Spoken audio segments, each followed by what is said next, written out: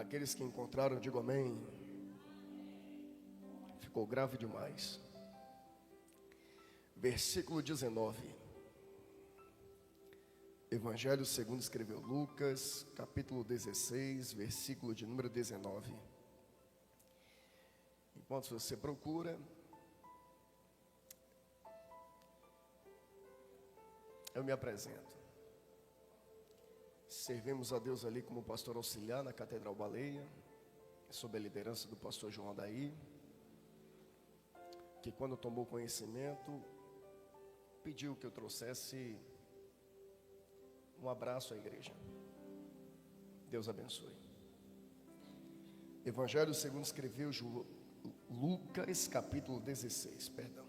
Evangelho segundo escreveu Lucas, capítulo 16, a partir do verso de número 19, nos diz assim: quiser descansar a mão, pode descansar. Olhe para cá.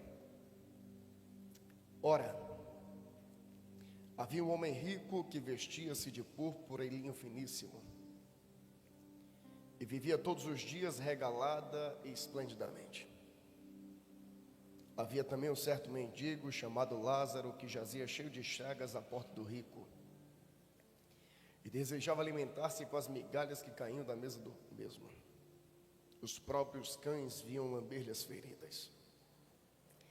E aconteceu que o mendigo morreu e foi levado pelos anjos para o seio de Abraão. E morreu também o rico e foi sepultado. E no inferno ergueu ele os olhos, estando em tormentos, e viu ao longe Abraão e Lázaro no seu seio. E clamando disse: Pai Abraão, tem misericórdia de mim, e manda que Lázaro molhe a ponta do seu dedo na água e me refresque a língua, porque estou atormentado nessas chamas. Disse, porém, Abraão: Filho, lembra-te que recebestes os teus bens em vida, e Lázaro de igual modo os males. Agora este é consolado e tu atormentado. Além disso, está posto um grande abismo entre nós e vós, de sorte que os que quisessem passar daqui para vós não poderiam, nem tampouco os de lá passar para cá. Disse, pois, o rico: Rogo-te, pois, ao Pai, que o mandes à casa de meu pai, pois tenho 5 irmãos, para que lhes dê testemunho, a fim de que não venham também para este lugar de tormento.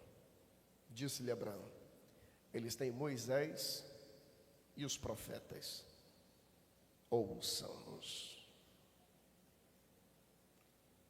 Olha para quem está do seu lado, dá um sorriso santo, aquele colgate 15 para as 3, de orelha a orelha, aquele que só você tem. E diga para ele aí: aguenta firme, porque Deus vai te apertar um pouco nessa madrugada. Podeis tomar assento.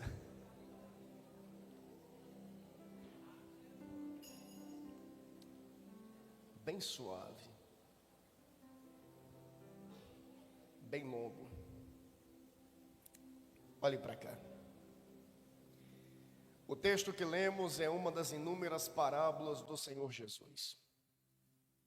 Como toda parábola proposta por ele, tem a finalidade de ensinar, corrigir e fortalecer, através de circunstâncias da vida diária, a fim de revelar realidades espirituais. A parábola em apreço nos apresenta 2 indivíduos. Um rico, abastado de tudo, de nada tem falta. O texto diz a respeito do rico que ele vivia esplêndida e regaladamente todos os dias da sua vida. O outro, pobre, tinha falta de tudo, nada possuía. O texto diz a respeito do pobre que ele vivia de mendigar à porta do rico, comer das migalhas que caíam da mesa do mesmo, e coçar as feridas que lhe afligiam o corpo.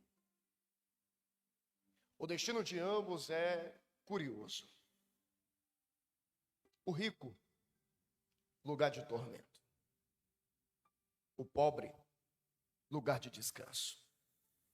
Porque não é o que eu tenho, e nem quem eu conheço, que determina a minha entrada no reino dos céus, mas quem eu sou diante de Deus e diante dos homens. Nessa vida, eu posso andar a pé, de bicicleta, de ônibus, de moto, em carro próprio. Nessa vida, eu posso morar de favor, de aluguel, em casa própria. Nessa vida, eu posso estar empregado, desempregado, ou ser um homem de negócios, estar enfermo ou ter saúde. Mas tem um detalhe: se eu for fiel, eu serei recebido por Deus em seu reino de glória. O destino do rico é interessante. Inferno. Jesus se utiliza de pelo menos 3 palavras gregas para fazer referência específica a respeito do inferno. Primeira, Hades, traduzida por sepultura, morada dos mortos. Segundo, Apolume, traduzida por juízo de Deus sobre a conduta pecaminosa dos homens. Terceiro, Guiína, traduzido por vale do tormento. A palavra Guiína tem um equivalente na língua hebraica, Gebe-Inó, vale dos filhos de Inó, que ficava na extremidade sul de Jerusalém, de frente para o portão do oleiro, onde situava-se o lixão central da cidade de Jerusalém, em que havia uma fornalha incandescente, que funcionava ininterruptamente, 24 horas por dia, a fim de diminuir a quantidade de lixos que eram produzidas pela cidade de Jerusalém e aldeias adjacentes, para que doenças e pestes não se propagassem no meio do povo. Era possível, à luz do dia, encontrar pedaços de cadáveres em estado de apodrecimento sendo devorado por bichos. Era popularmente conhecido nos dias de Jesus como Vale dos Amaldiçoados. Jesus se utiliza do contexto geográfico para revelar uma realidade espiritual. Porque ele mesmo diz aos seus discípulos: no inferno, o fogo não se apaga e o bicho não cessa de comer. A palavra apolume introduz dentro da cultura judaica um conceito da mitologia grega. Porque para os judeus, o inferno é o lugar para onde vai aquele que é infiel. Mas a mitologia grega, o inferno é descrito como um lugar tão escuro, tão tenebroso, tão horripilante. Você ouve os gritos de quem queima. Você sente o cheiro da carne podre queimar na narina. Mas quando você olha em volta, você não enxerga nada, porque é um ambiente dominado por densas trevas, revelando um sofrimento solitário por toda a eternidade. Jonatas Edwards, em seu sermão Pecadores, as mãos de um Deus irado, descreve o inferno dentro do seguinte aspecto: um homem suspenso no meio do nada. Não tem piso que lhe dê segurança. Não tem corda que lhe sustente. Não tem mão que lhe segure. E as chamas devoradoras infernais aqui embaixo, desejosas por tragar a sua carne. E a única coisa que impede os homens de cair nesse lugar é a misericórdia de Deus. O ambiente é tão aterrador que o rico deseja que Lázaro molhe a ponta do seu dedo na água e lhe refresque a língua. Porque todo consolo mínimo que seja já vale a pena para quem está nesse lugar. Dentro desse cenário vai nascer uma oração. Que oração é essa, pastor? A oração dos perdidos. E a oração dos perdidos nos revela pelo menos 3 grandes verdades. Quantas verdades? Me ajude a pregar. Quantas verdades? Primeira, nos revela um desejo. O maior desejo de quem está lá era estar no meu e no seu lugar. Mas alguns não estão satisfeitos em ser crentes. Reclamam quando o culto passa 5 minutos do horário. Se fosse um deles, que tal 10? Muito pouco. E 30? É insuficiente. Que tal 1 hora? Infelizmente ainda não dá. Que tal 2? Infelizmente, não é suficiente.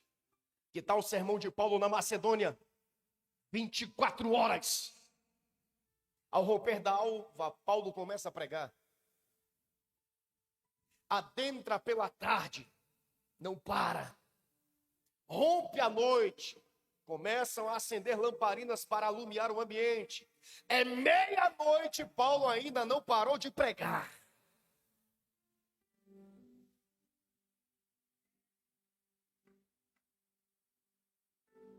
As lamparinas acesas começam a gerar uma penumbra que provoca sonolência nos presentes. Tem um moço na janela, chamado Eutico. Adormece, cai do 3º andar. A história diz que Paulo desce, dobra o joelho do lado do corpo, abraça o menino. E depois de orar, diz, a alma está no corpo. Jesus ressuscitou o moço. Vamos voltar para o culto. E Paulo continua pregando até o romper da alva. Que tal o sermão de Jesus no Monte das Oliveiras? 12 horas. Ninguém fica de conversa paralela. Ninguém se levanta para beber água, para ir ao banheiro. Porque um sentimento de respeito, reverência, domina o ambiente aonde a presença de Jesus está. Que tal o sermão de Jesus no deserto setentrional de Betsaida? 3 dias! Ninguém reclama que está cansado. Que tem afazeres para resolver em casa. E se você questionar a qualquer um deles, ficou alienado. Só quer saber da obra. Segunda, terça, quarta, quinta, sexta, sábado, domingo. Sabe o que um deles diria para mim e para você? Mais vale um dia nos átrios do Senhor do que 1000 em outro lugar. Quem é que quer ser boca de Deus aí? Levanta a mão para cima. Desce no ombro de quem está do seu lado. Balance essa pessoa com respeito, mas com autoridade. Diga para ela, ainda vale a pena estar na presença de Deus.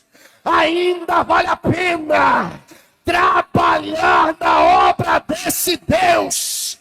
Ainda vale a pena ir à casa de Deus e adorar o nome dele. Quem é que vem adorar esse Deus aqui? Deixa...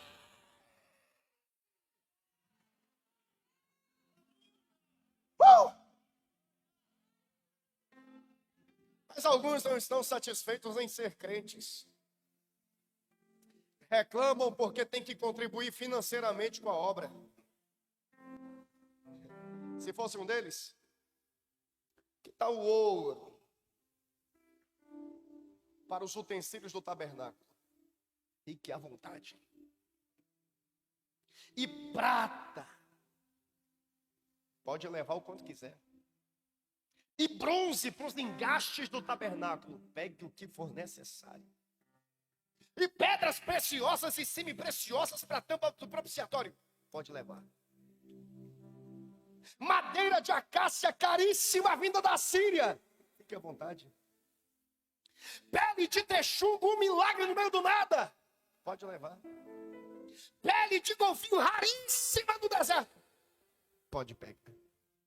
Carmesim, tecido de reis, pode levar. Púrpura, tecido de rainhas, pegue o que for necessário. Linho fino, tecido de príncipes, pode pegar. Minha casa, pode levar. Meu cenáculo, pegue pelo tempo que for necessário. Meu jardim, tome a chave. Meu carro, pode pegar.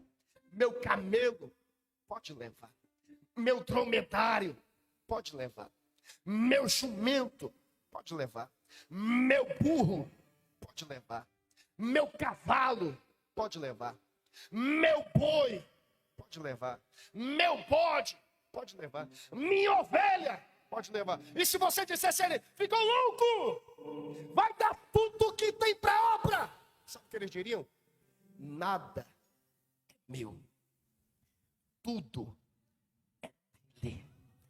Aqui sou apenas mordomo daquilo que pertence a Deus. Mas o problema, de acordo com os pseudo-intelectuais da rede social que nada sabem de Bíblia, a igreja moderna não pode dizimar. Sei. Engraçado. No totemismo, pode dizimar. No hinduísmo, pode dizimar. No xitoísmo, pode dizimar. No taoísmo, pode dizimar. No islamismo, pode dizimar. No espiritismo, pode dizimar. Na umbanda, quimbanda e candomblé, pode dizimar. No voodoo, pode dizimar. No satanismo, pode dizimar. Só não pode na igreja. Mas o que é o dízimo para eles, os pagãos? O dízimo é a expressão visível da aliança de um homem com uma divindade. Quando você devolve o dízimo, você está anunciando para o mundo lá fora: eu tenho aliança com o Deus de Israel. Eu concordo com o apóstolo Paulo, Deus ama quem dá. Alegria. Só dá com alegria quem é grato. Só é grato quem reconhece o cuidado de Deus. Eu tenho dito por onde passo que até dízimo é expressão de gratidão. Você não dá dízimo para Deus te dar, isso é barganha. O reino de Deus não faz barganha com ninguém. Você dá dízimo porque Deus já te deu, é gratidão. Aliás, você só tem condição de dizimar se Deus te der alguma coisa. Porque se Deus não te der nada, você dizimará do quê? Quem é que quer ser boca de Deus aí de novo? Levanta a mão para cima. Balança quem está do seu lado. Balança, balança, balança. Pergunta dessa pessoa: você é grato a Deus? É? Você reconhece o cuidado de Deus? Reconhece? Você ama a obra de Deus? Ama? Então, meu filho, investe na obra. Te compromete com a obra. Trabalha na obra. Quem é que está entendendo o que Deus está falando?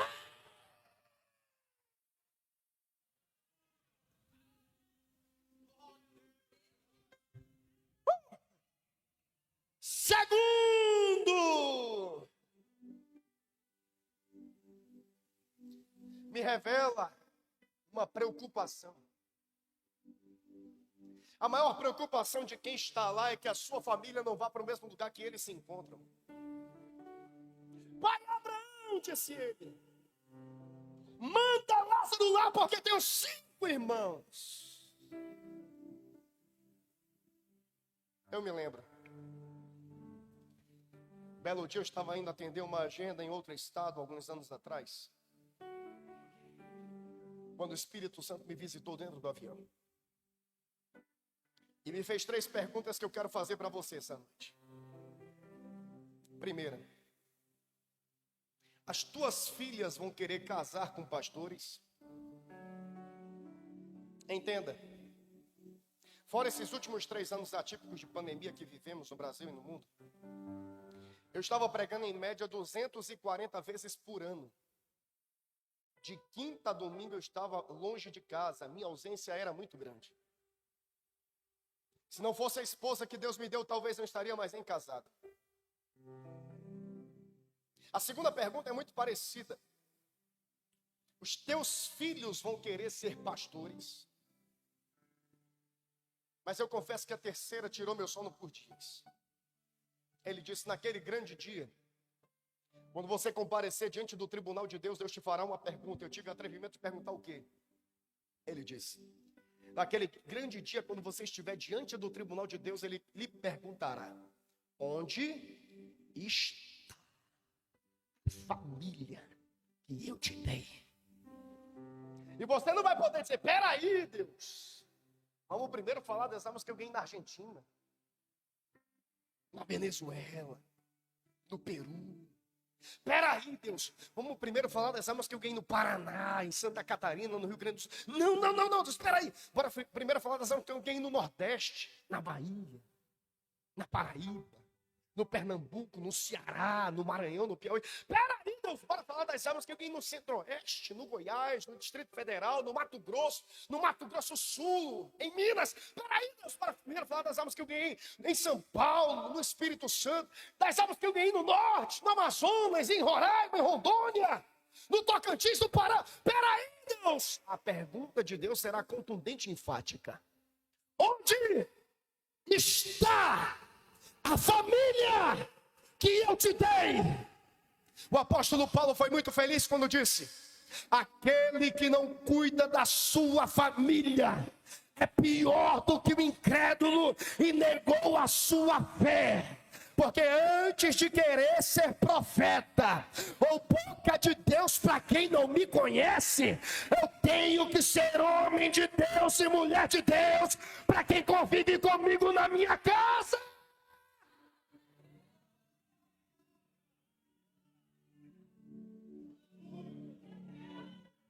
Ah, pastor, mas o profeta não tem honra na sua terra. Não distorça o texto.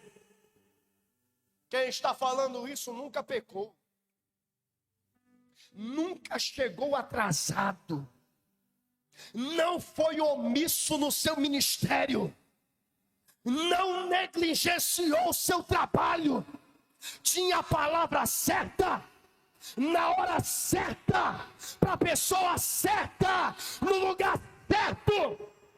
Não usou como pretexto a Bíblia para justificar uma vida de pecado que não está disposto a renunciar.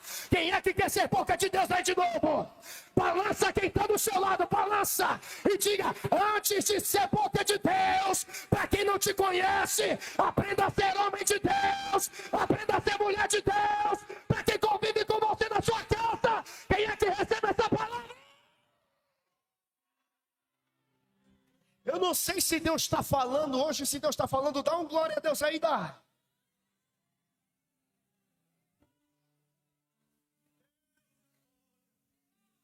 Terceiro, me revela uma expectativa. A maior expectativa de quem está lá é que alguém se levante para pregar o Evangelho.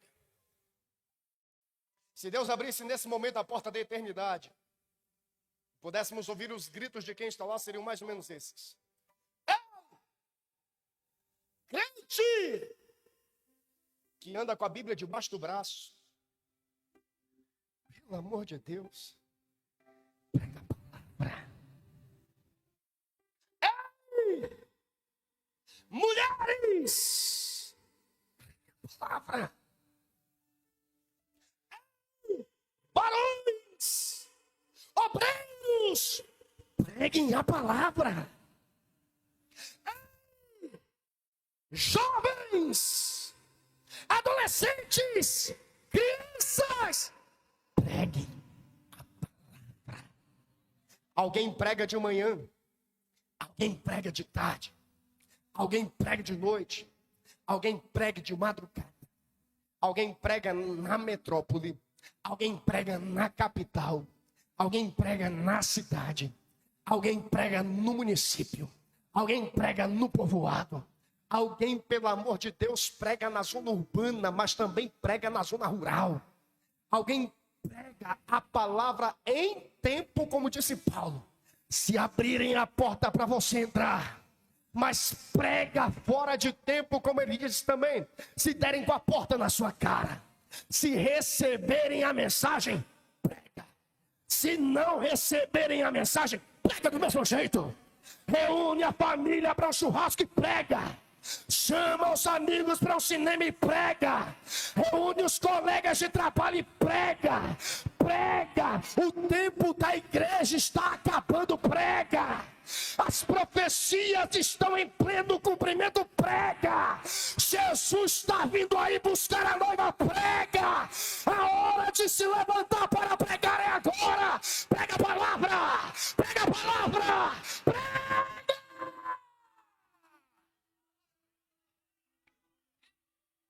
O que é você está fazendo? Com tanta alma para ganhar.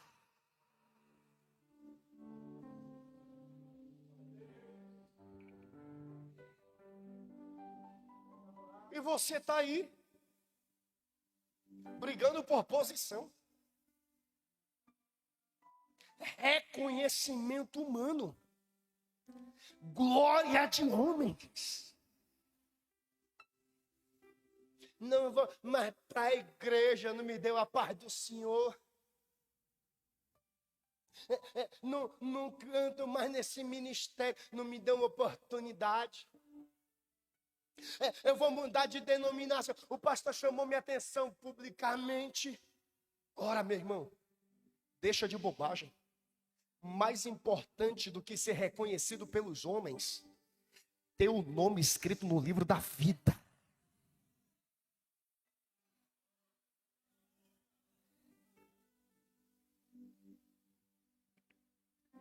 Mas infelizmente tem gente que é igual rico. Só Bíblia para ele não é suficiente.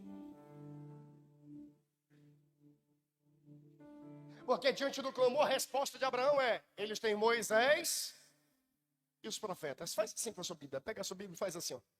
Eles têm Moisés e os profetas. Ouçam-nos. Só que tem gente que só Bíblia para ele não é suficiente. Culto fraquinho, não teve nenhuma revelação. Pregador sem graça, não expulsou nenhum demônio. Mas a tréplica de Abraão é confrontadora.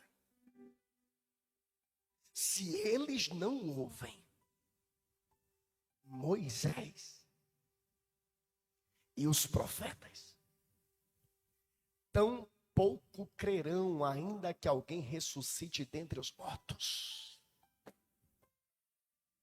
Indiretamente, Abraão estava nos ensinando: quem não quer crer, dá desculpa. Quem quer crer, basta a palavra. Não, você não entendeu. Eu vou melhorar a sentença. Quem não quer crer, dá desculpa. Agora, quem quer crer, se levanta e vai fazer alguma coisa para a glória de Deus.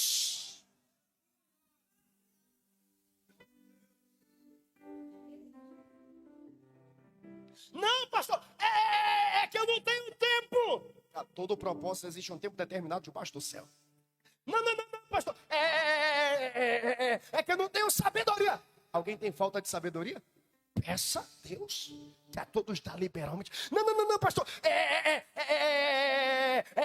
é que eu não tenho dinheiro. Minha é a prata, meu é o ouro, diz o Senhor dos Exércitos. Não, pastor, é que eu estou doente, então receba. Eu sou Yahvé Rafá, seja curado agora. Não, pastor, é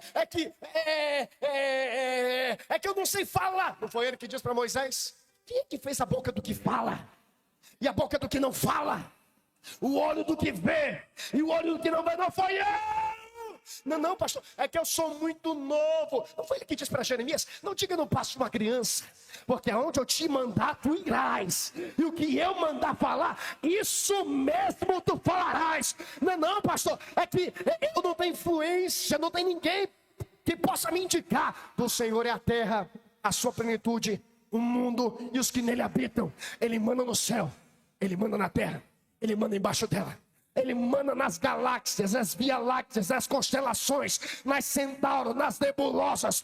Ele manda no sistema solar, ele manda no sistema planetário, ele manda nas estrelas, ele manda no céu, ele manda no vento, ele manda nas aves, ele manda na terra, ele manda no micróbio, na bactéria, no vírus, no animal doméstico, no animal selvático. Ele manda no réptil que se rasteja, ele manda nos homens, ele manda nas águas, ele manda no peixe, ele manda no monstro marinho. Ele manda também no inferno. Ele manda no diabo, no principado, na potestade, dominador das trevas. Ele manda no rei, ele manda no presidente, ele manda no governador, ele manda no senado, ele manda no prefeito, ele manda na Câmara de Vereadores, ele manda nessa estela para unir. A igreja brasileira não precisa de instituições humanas. A igreja brasileira só precisa da presença, da presença, da presença, da presença. Olha para quem está do teu lado e diga: quem te indica é Deus, quem abre a porta é Deus, quem te exalta é Deus, quem abençoa teu ministério é Deus, quem te sustenta é Deus, quem é que está entendendo? Nossa.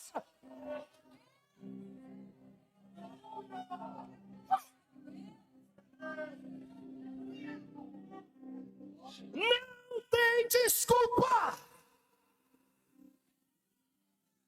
Para cada desculpa que você apresentar, Deus tem uma sentença preparada.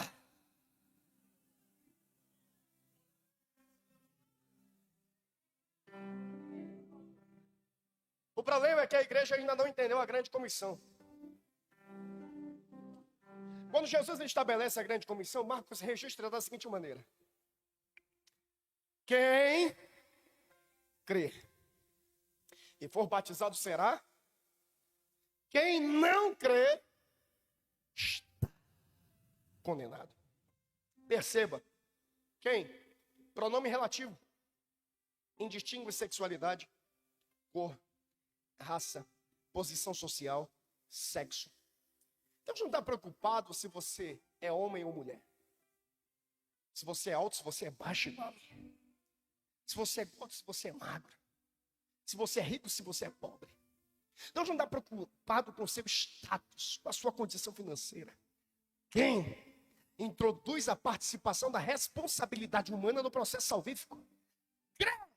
Condição absoluta. Porque tudo no reino é pela salvação, pela fé. Libertação, pela fé. Restauração, pela fé. Cura divina, pela fé. Cura da alma, pela fé. Dons espirituais, pela fé. Dons ministeriais, pela fé. Vida eterna, pela fé. Tudo é pela. Tudo é pela. Mas Deus conhece muito bem a natureza humana. E se tivesse parado aí, sabia que serviríamos a Deus apenas da boca para fora. Então introduz um adendo textual, utilizando-se de um verbo de ligação. Ou batizar. E batismo aqui tem duas implicações práticas. Quantas? Me ajude a pregar. Quantas? Irmãos, fique tranquilo, eu estou no segundo culto, eu já preguei hoje. Estou pregando agora, eu estou cansado também. Mas ainda dá para dar um pouco mais para Deus. Quantas? Primeira, mortificação de pecado. Tem que parar de fumar mesmo. Tem que parar de beber mesmo. Tem que parar de se prostituir mesmo. Tem que parar de mentir, enganar e levar vantagem mesmo. Segundo, introdução no corpo místico de Cristo. Porque não basta deixar de fazer o errado, tem que aprender a fazer o que é certo. Será? Partícula temporal futura. Depende de fidelidade. Depende de perseverança. Depende de continuidade na fé. Deixa eu abrir um parêntese para os adeptos da supergraça. Uma vez salvo, salvo para sempre. Pode beber, pode fumar, pode prostituir. Você vai para o céu, só se for o céu da boca da onça. Porque de Gênesis a Apocalipse, a minha Bíblia diz que só vai entrar quem é fiel. Salvo! Condição final de quem creu. Agora perceba, quem não crê está. Partícula temporal presente. Está revelando a condição do homem fora de Cristo. Muito feliz foi Lutero quando disse: existe salvação fora do templo, mas não existe salvação fora de Cristo. Eu gosto muito do que escreveu Anselmo da Cantuária. depois de passar 20 anos debruçado sobre a temática da divindade do Messias, chegou à seguinte resolução: o sacrifício, para ser aceito, precisava possuir duas naturezas. Natureza humana, para receber a justa punição da ofensa cometida contra Deus. Natureza divina, para poder agradar plenamente a Deus. É por isso que todo sacrifício oferecido no altar era imperfeito, incapaz de mudar a natureza humana. Apenas cobria o pecado, mas não mudava o interior. O homem oferecia o sacrifício, mas continuava bandido. Oferecia louvores, mas continuava estuprando.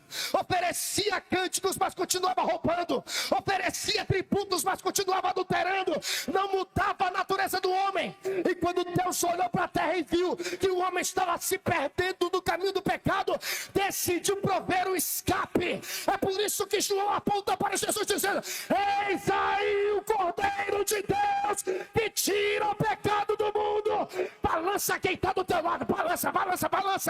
E diga para essa pessoa: se Jesus não fizer, dá para nascer quem vai fazer. Quem vai salvar a tua casa é Jesus de Nazaré. Quem vai levantar teu ministério é Jesus de Nazaré. Quem é que veio aqui por causa dele? Deixa eu ver, deixa eu ver.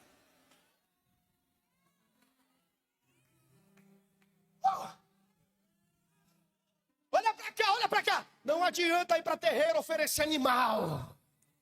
É imperfeito, corrompido, contaminado pelo pecado. Só um sacrifício atendeu às exigências da divindade.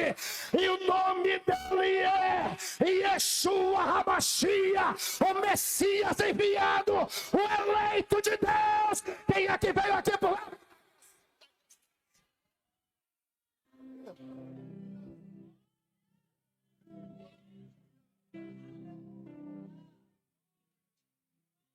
Fica de pé.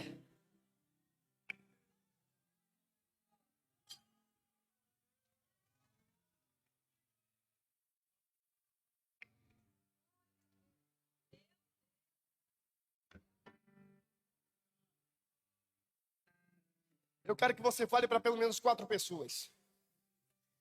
Pode bater tambor, mas não dá certo. Pode imolar animal, mas não dá certo. Pode chamar pajé, mas não dá certo. Pode chamar babalorixá, mas não dá certo. Pode chamar feiticeiro, mas não dá certo. Pode chamar xamã, mas não dá certo. Sacrifício imperfeito, contaminado pela natureza adâmica. Impossível agradar a Deus. Mas nós temos um sumo sacerdote. Ele não apresentou animais, como disse o autor da carta aos Hebreus. Ele levou os cravos das próprias mãos e disse: a dívida está paga. Eu fui o cordeiro imolado. O meu sangue não é contaminado pelo pecado. Em tudo eu fui tentado, mas não pequei.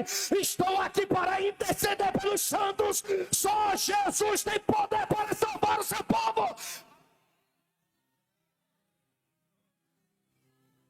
Eu não sei se Deus está falando hoje aqui. Se Deus está falando, dá mais um glória a Deus aí. Fala para quem está do seu lado. Só quem pode fazer é o Cristo. Mas infelizmente, alguns têm a natureza do apóstolo Paulo.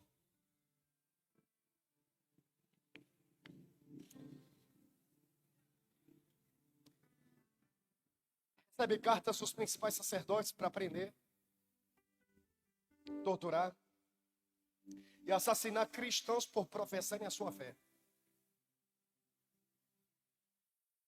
Parte com uma turba de soldados, aproximadamente 70 cavaleiros, a caminho de Damasco. Ao se aproximar da cidade, desce do cavalo e começa a puxar pelas rédeas. Quando ele olha na direção do portal da cidade, uma luz fulgurante reluz no céu. Ele cai por terra. Do meio da luz, uma voz brada: por que me persegues? Quem és tu, Senhor? Eu sou Jesus a quem tu persegues. Dura coisa é recalcitrares contra os aguilhões. E o que é um aguilhão? É uma caixa de espinho de aço utilizada para domar animal rebelde. Toda vez que o animal resiste, ele se fere. Toda vez que ele luta, ele sangra. Toda vez que ele se debate, ele se machuca. Indiretamente, Jesus estava perguntando a Paulo: até quando você suporta sofrer longe da minha presença?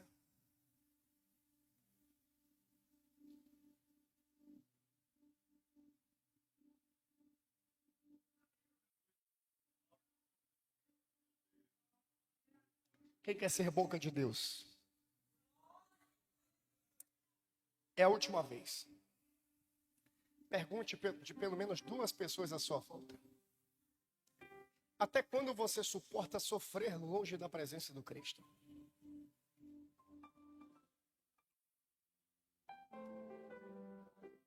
Até quando você vai resistir o chamado de Deus na sua vida?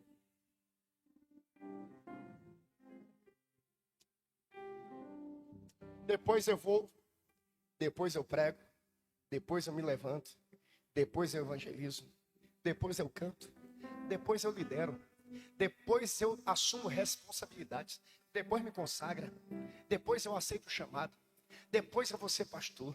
Agora não dá. Até quando você vai postergar o propósito de Deus na sua vida?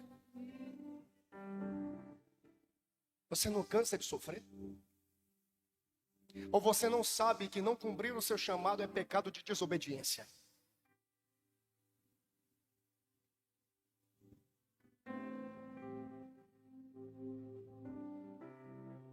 Gente que recebeu uma capacitação de Deus e está de braços cruzados. Gente que foi vocacionada e está resistindo o chamado. Não é meu tempo. Ainda não chegou a minha hora. Até o Cristo disse isso. Mas em momento algum ele foi omisso no seu papel. Ele imediatamente agiu para suprir a carência de um casamento.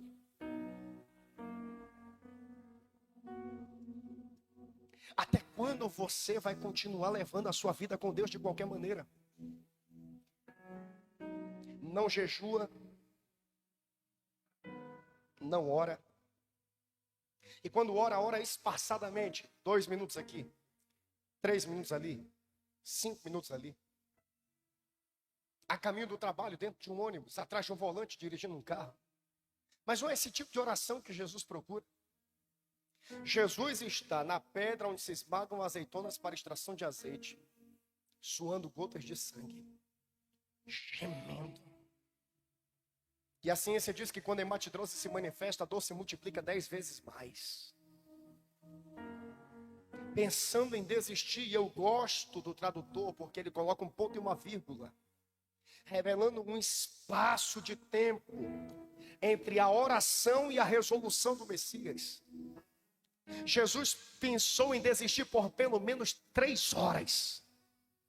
E depois de 3 horas, ele chega à seguinte resolução: todavia, não seja feita a minha, mas a tua vontade.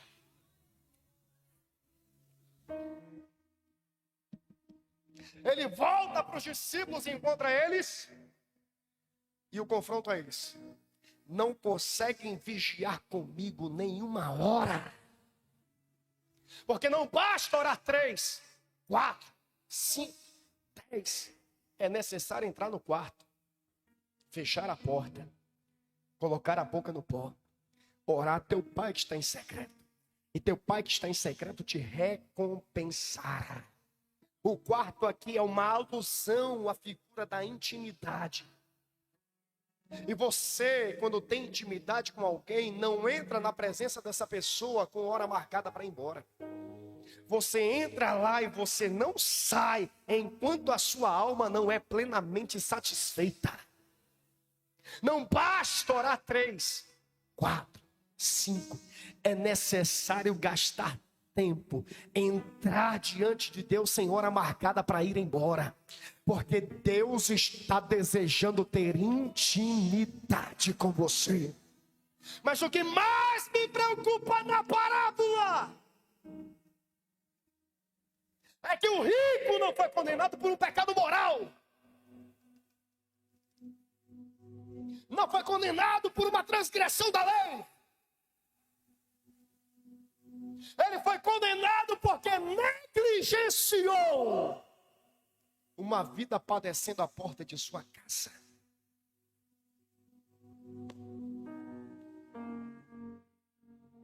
Eu tenho 25 anos de crente, os mais antigos vão lembrar desse testemunho.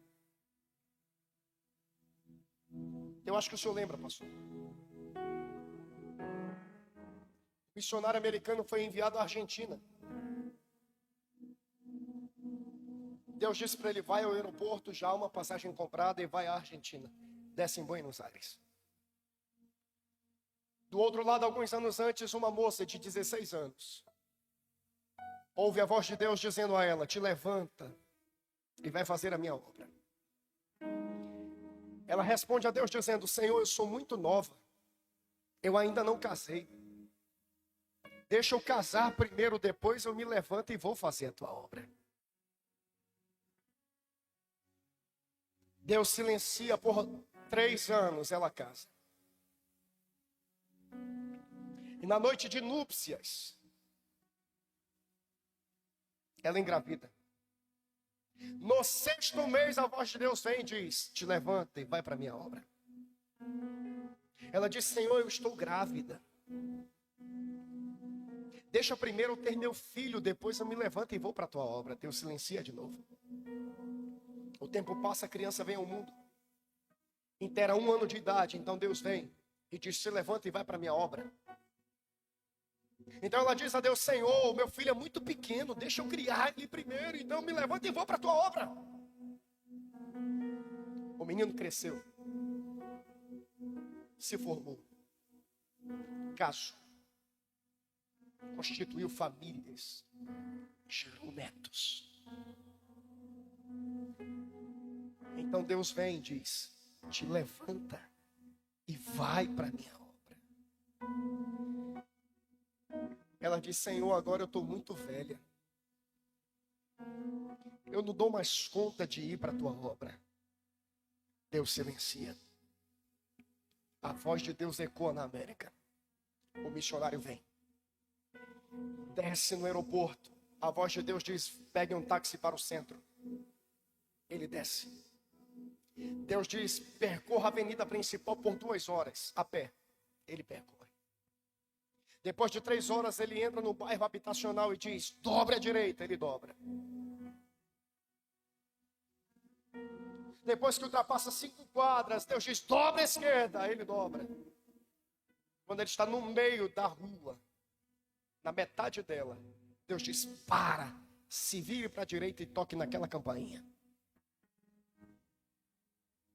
Quando ele toca a campainha, Deus toma a boca do missionário e diz a ela, eu te visitei na tua mocidade e disse a ti, levanta-te e vai para a minha obra. E tu me respondeu, Senhor, sou muito nova, ainda não casei, deixa eu casar primeiro. Então te casei, te dei núpcias e gerei um filho no teu ventre. E depois de 1 ano que o teu menino disse, meu irmão, eu vim a ti e disse a ti, levanta-te, vai à minha obra, e tu me respondestes, Senhor, meu filho é muito pequeno, deixa ele crescer primeiro, então me levantarei e vou para a tua obra. Eu formei teu filho, o casei, dei netos a você. Então na sua velhice eu te visitei e te disse, levanta-te e vai para a minha obra. E tu me respondeu, Senhor, agora estou velha demais. Pois bem, 200.000 argentinos estão descendo as catacumbas do inferno. E eu vim agora cobrar cada alma de você. Ela teve um infarto fulminante e morreu na hora.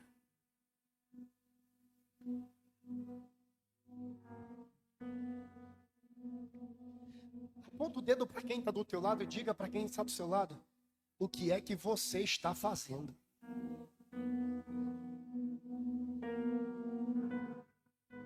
Até quando você vai servir a Deus de qualquer maneira? Eu não sei se Deus está falando hoje aqui. Se Deus está falando, dá um glória a Deus aí, dá.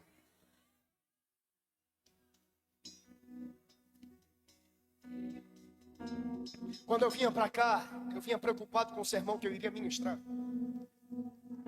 Eu preparei um outro sermão sobre o filho pródigo. E quando eu cheguei ali, o Espírito Santo disse: deixa isso de lado. Eu preciso promover um despertamento no meio da minha igreja. Eu estou passando em revista no meio do arraial à procura daqueles que estão dispostos a obedecer a minha voz. Se você tem um chamado, eu quero convidar você a dar um passo de fé. Saia do seu lugar e venha para frente agora. Se você cansou de dar desculpas para Deus e vai se dispor para a obra que Deus tem te chamado, saia do seu lugar.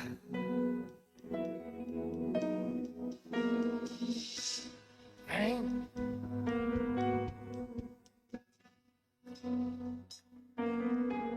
Eu não vim aqui preocupado em fazer você pular.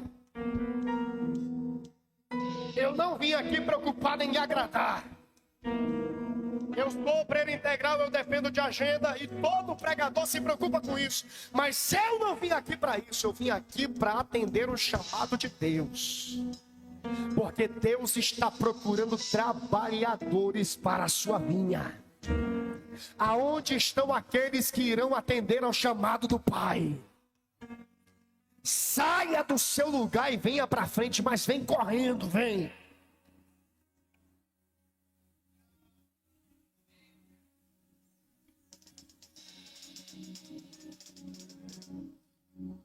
A minha maior preocupação é que você saia daqui hoje querendo ser mais crente. Querendo ser mais fiel a Deus. Com mais disposição para ganhar almas que estão perdidas à mão do diabo. Vira para quem está do teu lado e diga: Deus está te chamando hoje.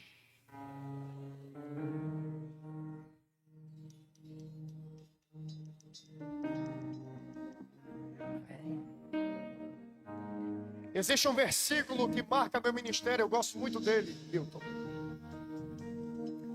Se hoje ouvirdes a voz do Espírito Santo, não endureçais o vosso coração.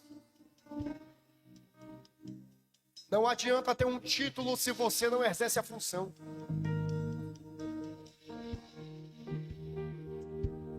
Porque Deus não te chamou para te dar cargo. Deus te chamou para te dar encargo. Não, fala para ele, Deus não te chamou para te dar cargo.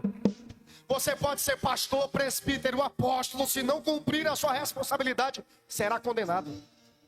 Deus te chamou para te dar encargo, ganhar alma, evangelizar, saquear o inferno, esvaziar as catacumbas infernais. Existem almas que estão clamando lá fora e Deus quer usar a sua vida.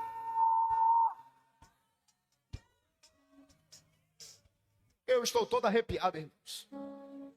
Chega mais perto do altar, chega. A mensagem é dura, mas o pregador não morde, não.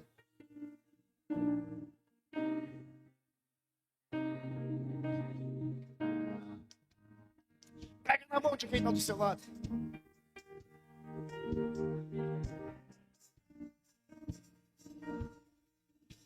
Oh, glória.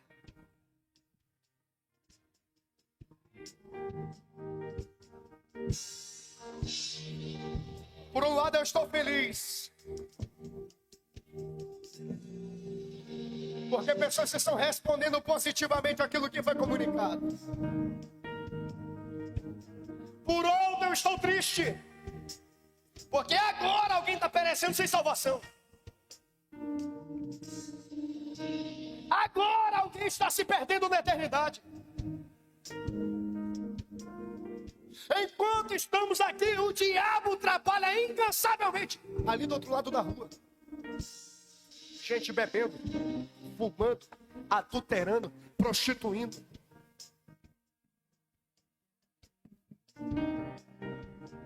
Olha para quem está do seu lado e diga assim, ó: Deus colocou na sua boca o poder e a palavra capaz de quebrar esse cativeiro. Não. Olha nos olhos dele e diga: Deus colocou nos seus lábios a autoridade para desfazer as obras infernais. Deus está capacitando você, porque é tempo da Assembleia de Deus da DETAC do Recanto das Rimas alçar a bandeira do Evangelho. É tempo de ganhar almas. Eu nada temerei. Ora para minha câmara madura séria.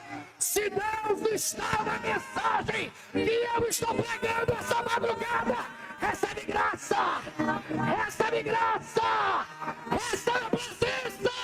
Seja cheio, seja cheio, seja cheia. Receba. Te confiarei. Temerei. Em frente eu irei.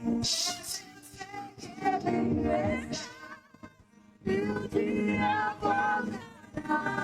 Vai, chora mesmo, chora. Recebe graça, recebe o sol, recebe. Pega.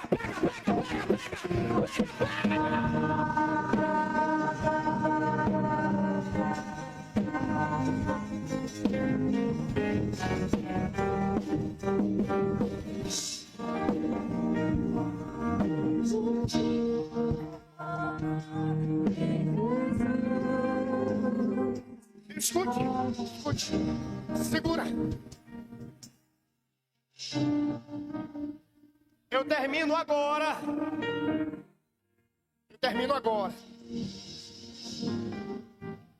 Uma oração de Dwight Lyman Moody.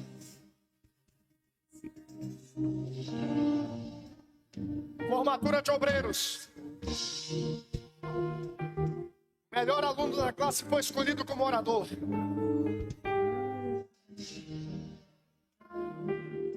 Então ele trouxe o sermão para impressionar Moody. Ele queria chamar a atenção do maior evangelista do século.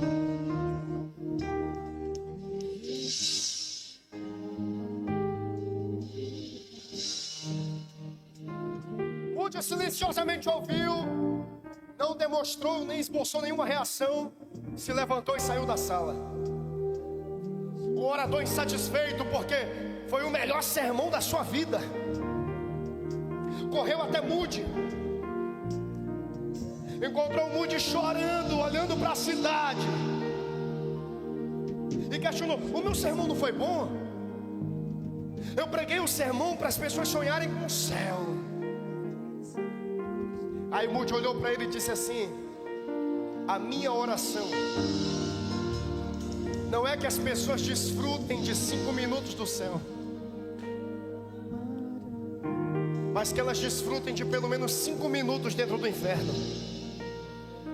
Porque ao saírem de lá, se tornarão evangelistas vorazes, incansáveis, que não arrumarão pretexto para justificar a sua inércia, mas trabalharão incansavelmente para que almas sejam salvas. Jesus te chamou para ganhar alma. Fala para quem está do teu lado: Jesus te chamou para ganhar alma. Jesus te chamou